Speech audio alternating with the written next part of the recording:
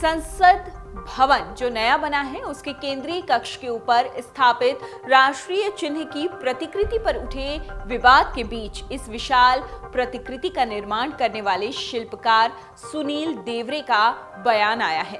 उन्होंने कहा है कि इसे अधिकतम अशोक स्तंभ पर अंकित कृति जैसा ही बनाया गया है, वैसा ही रखा गया है। ये 99% मूल कृति की तरह ही है। शिल्पकारों का कहना है कि निर्माणाधीन नए संसद भवन के ऊपर लगाई गई प्रतिकृति में बने शेरों को देखने के एंगल के कारण विवाद हो रहा है। विशेषज्ञों ने कहा है कि जब आप किसी चीज को नीचे से देखते हैं तो एंगल के कारण कुछ बदलाव दिखाई दे सकते हैं।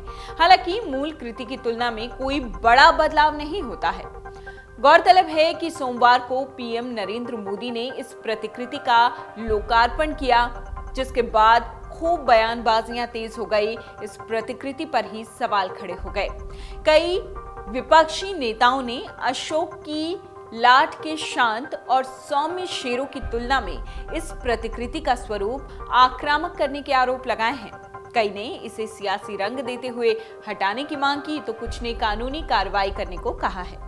जो मीडिया रिपोर्ट्स आ रही है उसके मुताबिक इस परियोजना के प्रभारी सुनील देवरे ने कहा, प्रतिकृति का आकार बड़ा होने के कारण इससे जुड़ी सूक्ष्म चीजें भी लोगों का ध्यान केंद्रित कर रही हैं और मूल कृति में कुछ क्षति होने के कारण छोटे बदलाव हो सकते हैं, लेकिन हमने प्रतिकृति को अधिकतम मूल कृति के जैसा ही तैयार किया है।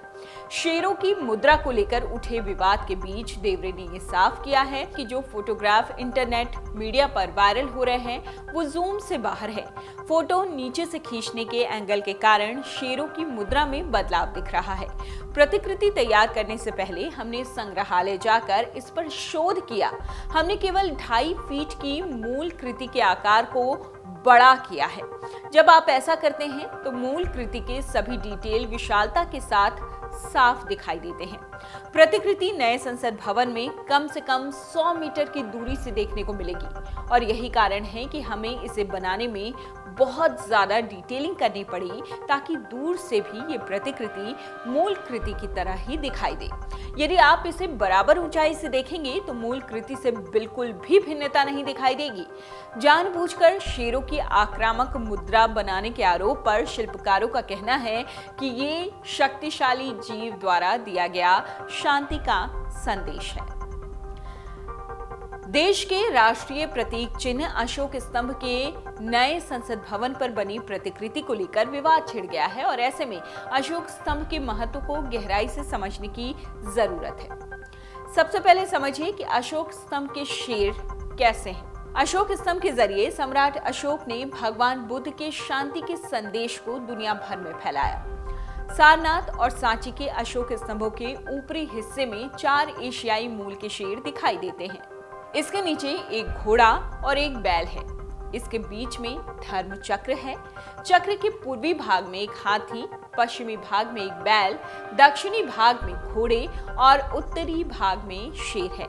ये मध्य में बने पहियों से अलग होते हैं। सम्राट अशोक ने अशोक स्तंभ का निर्माण देश के कई हिस्सों में कराया था। स्वतंत्र भारत के प्रतीक चिन्ह के रूप में इस ऐतिहासिक स्तंभ को अपनाया गया। वाराणसी के सारनाथ संग्रहालय में रखी गई अशोक की लाट को 26 अगस्त 1950 को अपनाया गया। ये प्रतीक भारतीय मुद्रा से लेकर पासपोर्ट और सरकारी लेटर हेड तक पर देखा जा सकता है। अशोक स्तंभ के नीचे स्थित अशोक चक्र को भारतीय ध्वज के मध्य भाग में स्थापित किया गया है। यह प्रतीक चिन्ह देश में सम्राट अशोक के युद्ध कौशल और शांति को प्रदर्शित करता है। शांति की जो उनकी नीतियां थी उसे प्रदर्शित करता है। सम्राट अशोक मौर्य वंश के सबसे शक्तिशाली सम्राट माने जाते हैं। 304 ईसा पूर्व में उनका जन्म हुआ था। 232 ईसा पूर्व तक उनका साम्राज्य उत्तर में हिंदुकुश तक्षशिला से लेकर दक्षिण में गोदावरी नदी, स्वर्णगिरी पहाड़ी, मैसूर तक फैला हुआ था। खैर, अब जो नया अशोक स्तंभ की प्रतिकृति बनाई गई है उसे लेकर बहुत सारे सवाल पैदा हो रहे हैं, बहुत सारे विवाद पैदा हो रहे हैं। हाल ही में प्रधानमंत्री नरेंद्र मोदी ने इसका लोकार्पण किया है। डाउनलोड करें अमर उजाला ऐप और पाएं खबरें लगातार। अगर आप ये वीडियो YouTube पर देख रहे हैं तो हमारे चैनल को सब्सक्राइब करें और बेल आइकन को दबाना ना भूलें। अगर आप Facebook पर ये वीडियो देख रहे हैं तो हमारे पेज को लाइक करें।